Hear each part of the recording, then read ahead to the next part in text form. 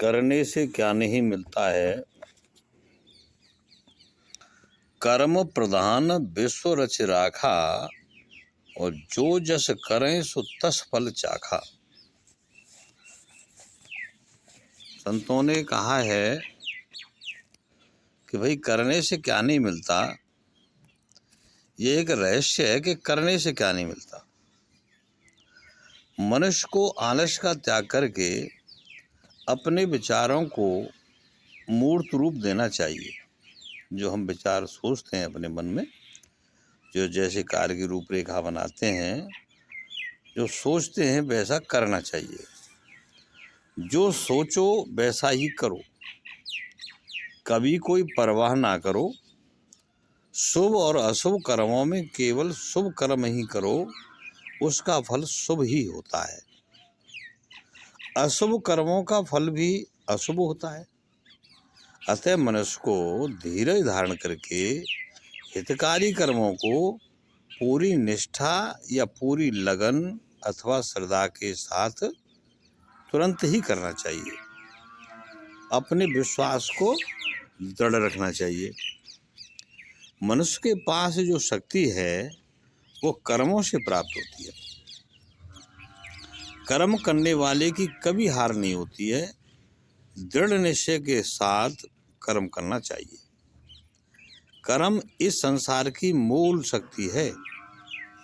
और कर्म के 3 प्रकार बताए हैं गीता में। गीता जी में कहा है कि पहला कर्म है सहज कर्म,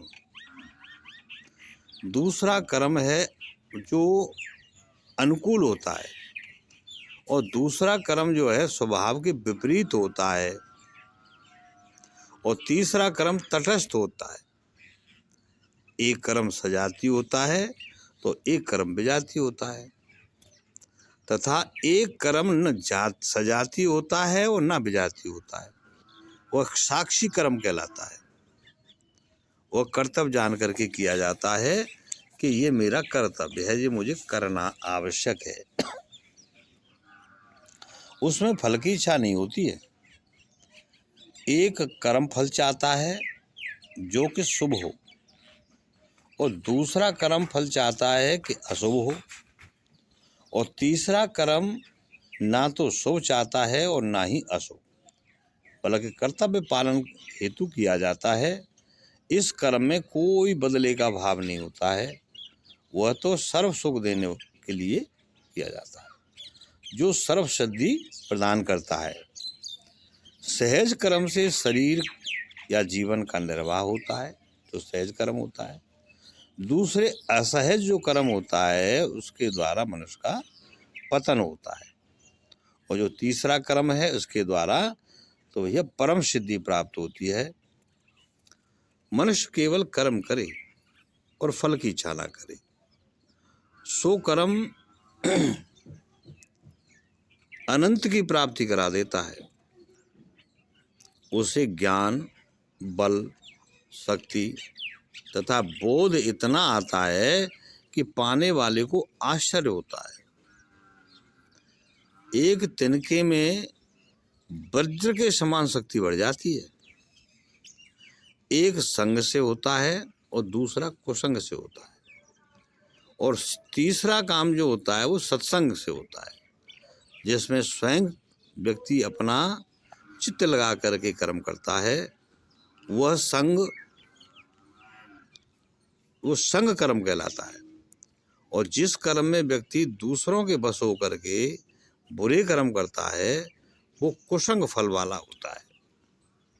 और तीसरा कर्म ऐसा है जो सद्गुरु या परमात्मा को साक्षी रख करके किया जाता है, वह सत्संग होता है। जब एक बूंद सीप के मुंह में गिरती है तो वो हीरा मोती बन जाती है, और जब वही बूंद केले में गिरती है तो कपूर बन जाती है, और यदि यही बूंद सांप के मुंह में गिरती है तो भैया तुम जानते हो कि गुरु जहर बन जाती है। देश काल और परिस्थिति जो भी बनती है या बिगड़ती है वह सब कर्म द्वारा बनती है भैया। उसके द्वारा ही बनेगी, उसके द्वारा ही बिगड़ेगी।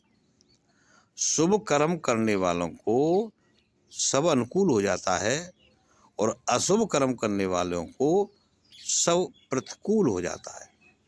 जो निष्काम कर्म करते हैं उन्हें देश काल परिस्थिति अधीन नहीं कर सकती भाई, अर्थात वह किसी के दबाव या बंधन में नहीं फंसता है। इस कर्म में त्याग भरा होता है। यह कर्म तो है परंतु निष्काम भाव से किया जाता है।